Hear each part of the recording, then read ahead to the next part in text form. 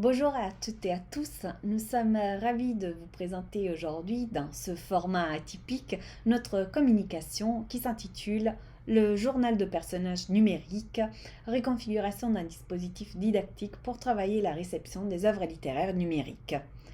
Cette présentation s'inscrit dans le cadre d'un projet de recherche exploratoire visant à documenter les pratiques d'enseignement de la littérature numérique à différents niveaux de la scolarité, au secondaire et au postsecondaire québécois. L'objectif est double. D'une part, nous nous proposons d'analyser les compétences, les savoirs et les objets d'enseignement ciblés par les enseignants lorsqu'ils choisissent de travailler avec des œuvres littéraires numériques, donc à partir d'objets littéraires qui sont peu familiers pour eux et par là même susceptibles de reconfigurer leur rapport au savoir et aux compétences traditionnellement travaillées en classe de littérature. D'autre part, nous nous attachons à identifier les apprentissages développés par les élèves, qu'ils soient littéraires, littérastiques ou numériques, autour d'objets, d'environnements et de pratiques socioculturelles qui font partie de leur horizon culturel, mais qui pénètrent difficilement le corpus scolaire. Pour cette intervention, nous nous sommes arrêtés sur une séquence réalisée par une enseignante de 5e secondaire à partir d'Enterrement mon amour, une œuvre multilinéaire librement inspirée du récit de la traversée d'une migrante syrienne publiée en 2015 dans Le Monde. À l'instar du journal de bord diffusé par le quotidien français, l'œuvre numérique prend la forme d'une conversation par texto entre la protagoniste, Nour, une jeune Syrienne qui tente de fuir son pays, et son compagnon qui est incarné par le lecteur. En choisissant parmi différentes options de réponse aux messages reçus, le lecteur fait progresser l'histoire et oriente le personnage vers l'une des 19 fins possibles de l'histoire. Le lecteur a également la possibilité de choisir le rythme de déroulement du récit qui peut soit suivre une temporalité qui mime la chronologie réelle du voyage, avec ses silences et ses temps morts, soit se lire un flux continu de messages. Nous sommes donc dans une œuvre qui, par sa thématique et ses caractéristiques technologiques, a été décrite, entre autres par Serge Bouchardon,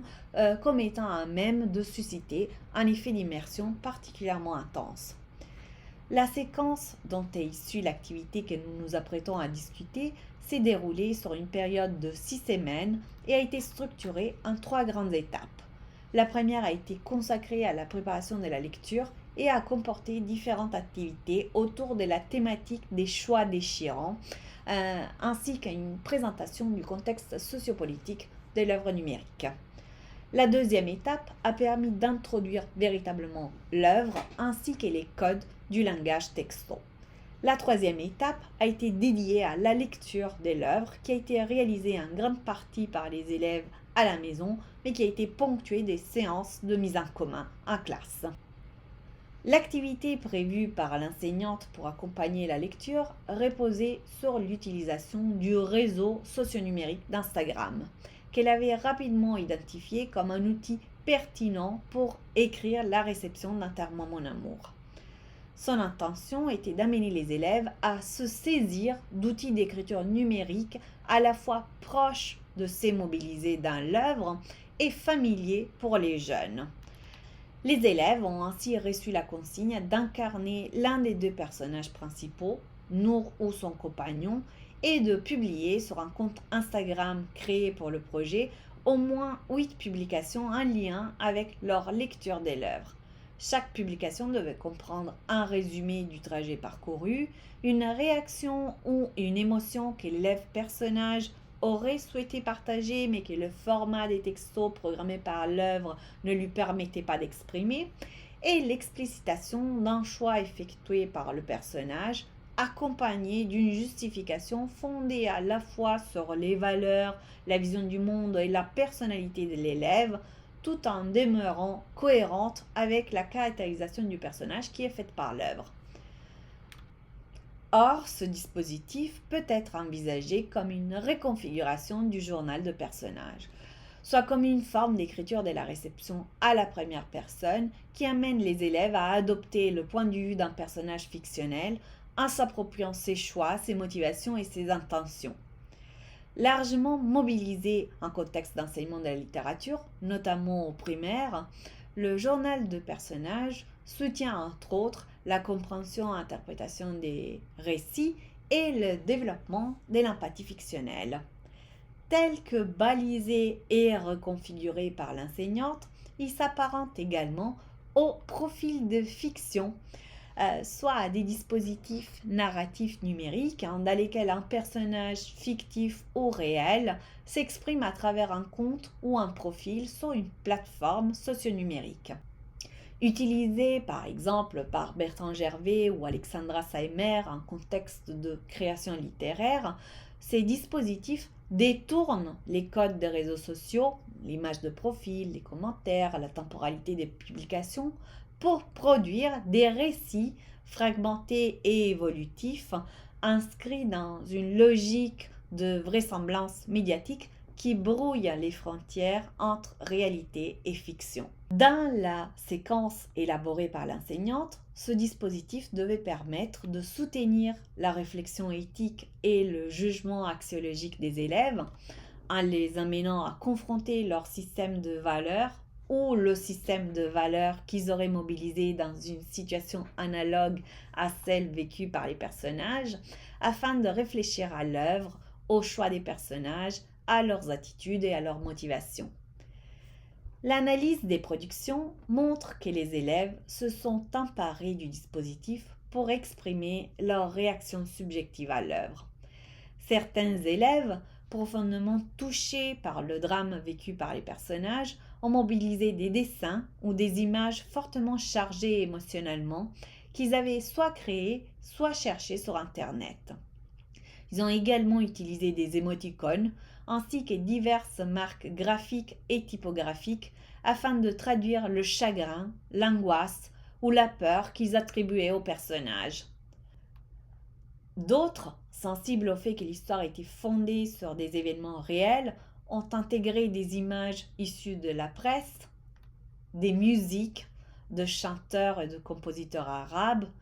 des cartes d'itinéraires de migration ou encore des lieux à l'aide d'outils de géolocalisation détournés pour situer les environnements et les espaces du récit,